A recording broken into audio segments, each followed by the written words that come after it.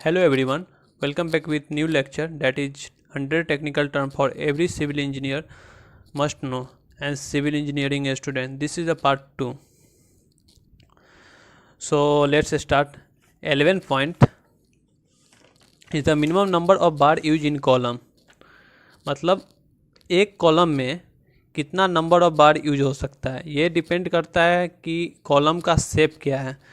तो for square और rectangle के लिए हमेशा 4 नंबर्स यूज होता है। ठीक है, जब भी स्क्वायर कॉलम होगा या रेक्टेंगल का कॉलम यूज होगा तो वहाँ पर 4 बार से कम यूज नहीं होगा। इसी तरह से सर्कुलर कॉलम में 6 नंबर यूज होता है। जब सर्कुलर कॉलम कहीं पर कंस्ट्रक्ट हो रहा होगा तो वहाँ पर मिनिमम नंबर बार 6 नंबर होगा। सपोज करो ये एक स्क्वायर बार है,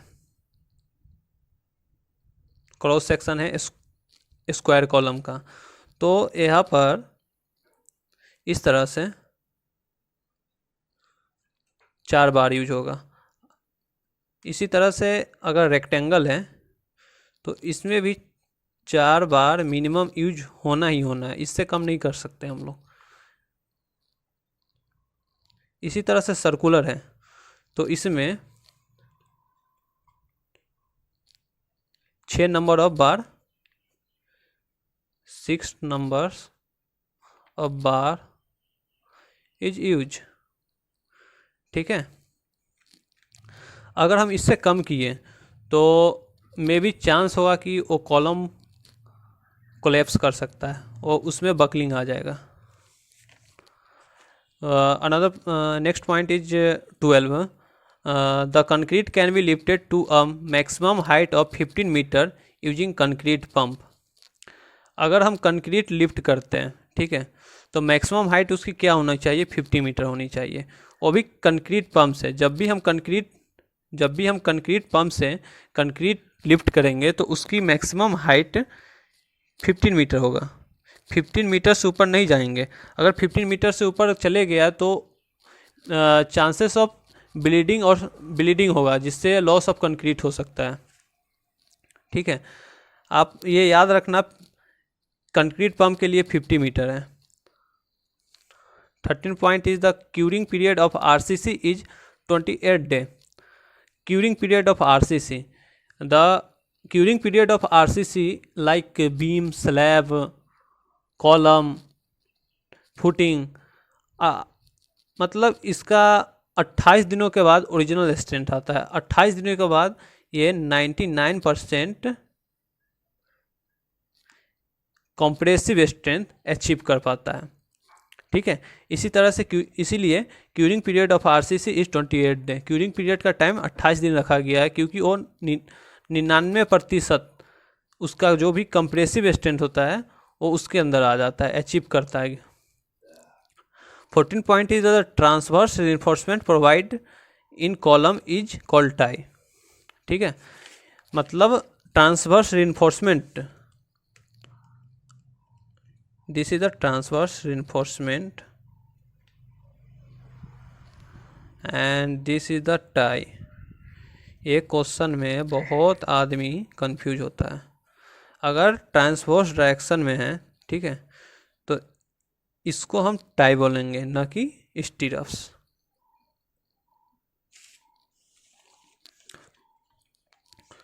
the transverse reinforcement provided in beam is called stirrups. Next point is, ये बीम हुआ, ठीक है,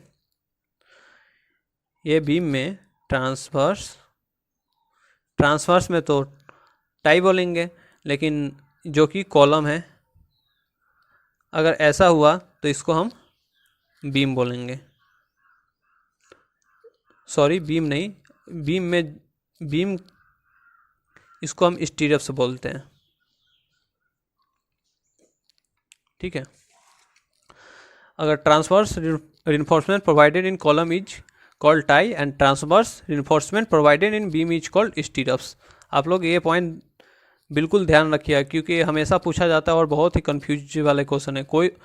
कुछ लोग होते हैं कॉलम, उनसे आप जब भी पूछोगे ट्रांसवर्स इन्फोर्समेंट कॉलम में ट्रांसवर्स इन्फोर्समेंट कहाँ पर प्रोवाइड किया जाता है या उसको क्या बोला जाता है, तो वो लोग उसको भी स्टिरअप बोल देते हैं, जो कि बिल्कुल गलत है, उसको हम टाई बोलते हैं। ठीक है। 16 point is stirrups in beam and tie in column.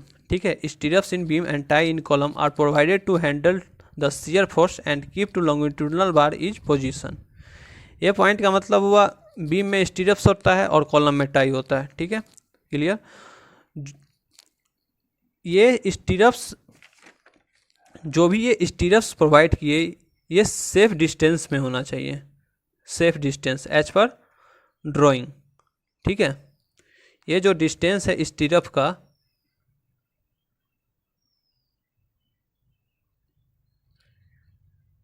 Same distance होना चाहिए। इसी तरह से कॉलम में टाई का सेम डिस्टेंस होना चाहिए, एज पर IS कोड जो होता है उस तरह से प्रोवाइड किया जाता है। किसी में 100 mm प्रोवाइड किया जाता है, किसी में 300 भी किया जाता है, एज पर ड्राइंग के हिसाब से होता है।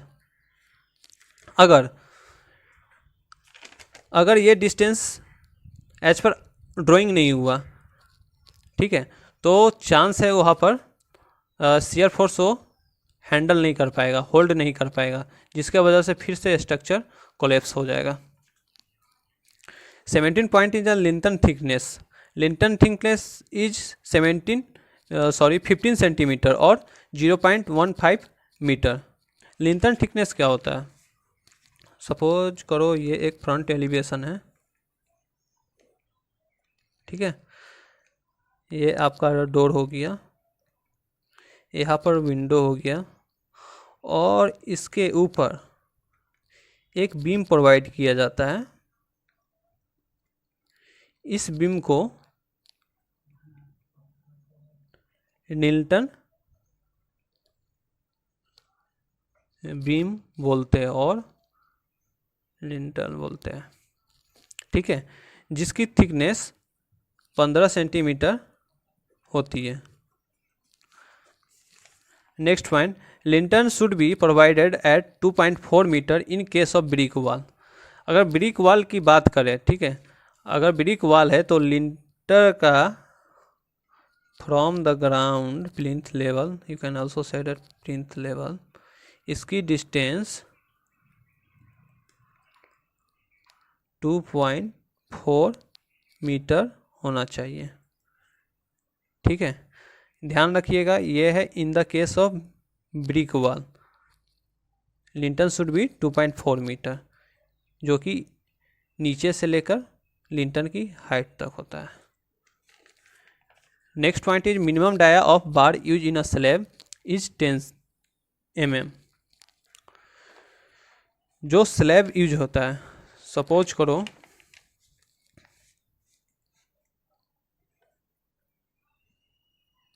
ये स्लैब है,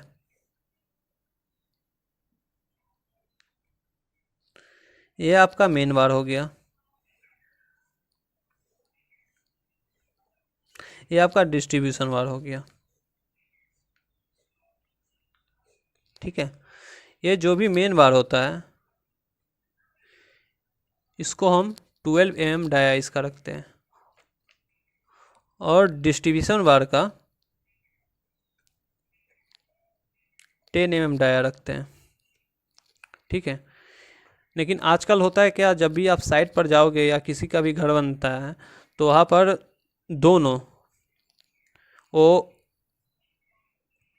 मेन बार और डिस्ट्रीब्यूशन बार दोनों हैं 10 mm का रखते हैं।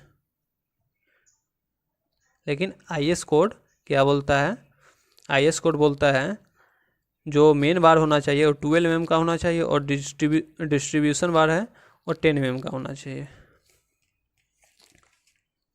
ठीक है, तो minimum dia of bar use in a slab is 10 mm। इससे हम नीचे का सरिया यूज नहीं कर सकते हैं।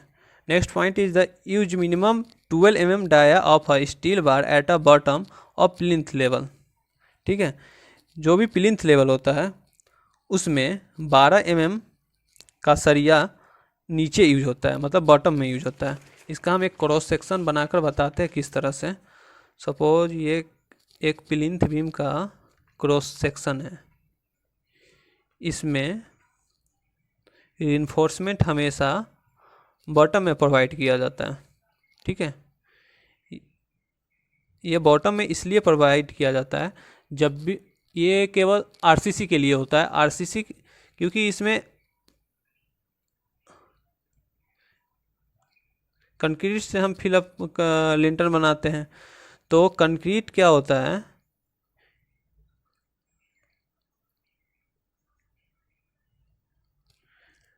जो भी कंक्रीट से यहाँ फिलअप करते हैं, कंक्रीट वीक होता है टेंशन मेंबर में।